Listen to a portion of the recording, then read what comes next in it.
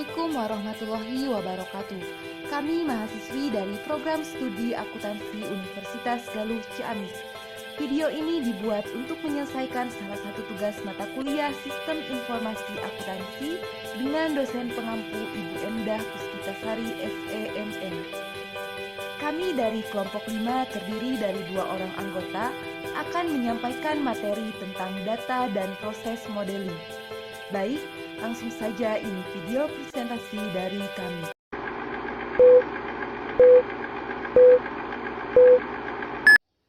Hai, saya Sujati Nur Pratiwi dengan NIM 34031800201. Di sini saya akan menjelaskan materi Sistem Informasi Akuntansi mengenai data dan proses modeling. Permodelan data atau proses modeling adalah proses yang digunakan untuk mendefinisikan dan menganalisa kebutuhan data yang diperlukan untuk mendukung proses bisnis dalam lingkup sistem informasi yang sesuai dalam organisasi.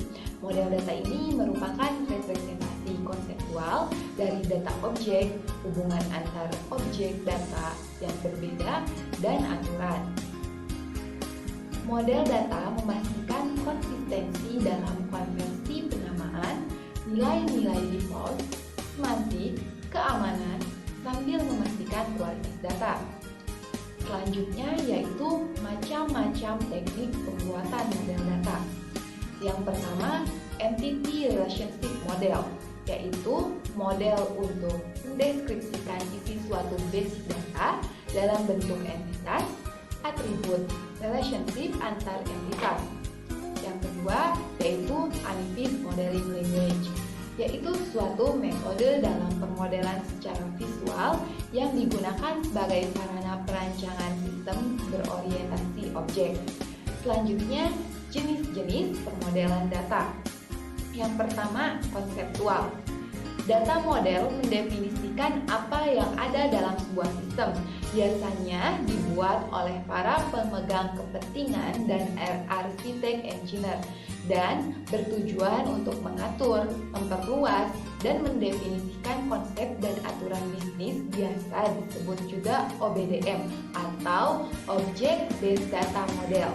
Yang kedua yaitu logikal. Model ini digunakan untuk menentukan bagaimana sistem harus dilaksanakan terlepas dari DBMS. Biasanya dibuat oleh arsitek data dan bisnis analis dan bertujuan untuk mengembangkan peta teknis peraturan dan struktur data, disebut juga RBDM atau Record Based Data Model. Yang ketiga yaitu fisik. Data model menggambarkan bagaimana cara sistem tersebut akan diimplementasikan menggunakan sistem DBMS tertentu. Biasanya dibuat oleh pengembang dan bertujuan untuk membuat sebuah implementasi visual dari database, disebut juga PBDM atau Physical Based Data Model. Selanjutnya, tujuan pemodelan data, yaitu memastikan bahwa semua objek data yang dibutuhkan oleh database diwakili akurat pada tingkat konseptual, fisik, dan logis. Struktur data model membantu menentukan tabel relasional, kunci primer, dan foreign prosedur yang tersimpan. Selanjutnya, memberikan gambaran yang jelas tentang data dasar dan dapat digunakan oleh pengembang database untuk menciptakan basic data fisik. Selanjutnya, berguna untuk mengidentifikasi data yang hilang dan berlebihan. Dan infrastruktur dan perbaikan infrastruktur TI lebih murah dan lebih cepat. Terima kasih.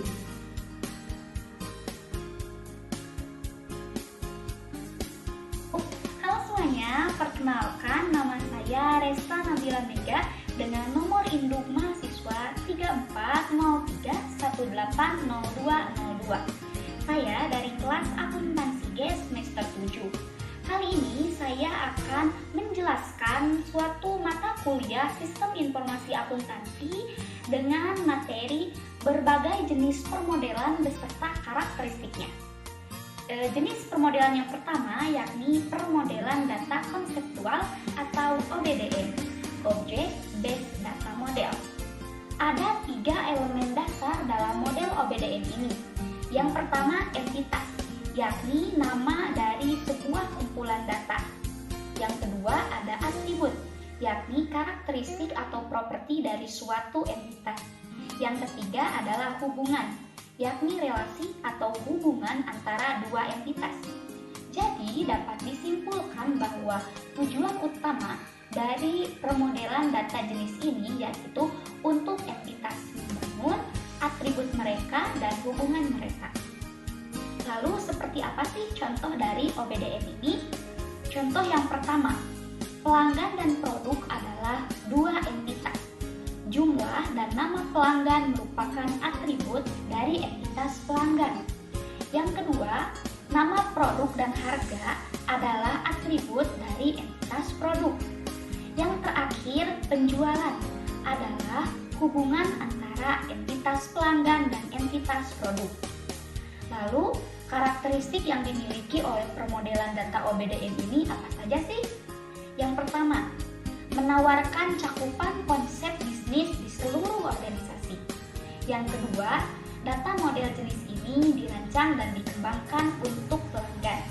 Yang ketiga, model ini dikembangkan secara independen dari spesifikasi hardware, seperti kapasitas penyimpanan data, lokasi atau perangkat lunak.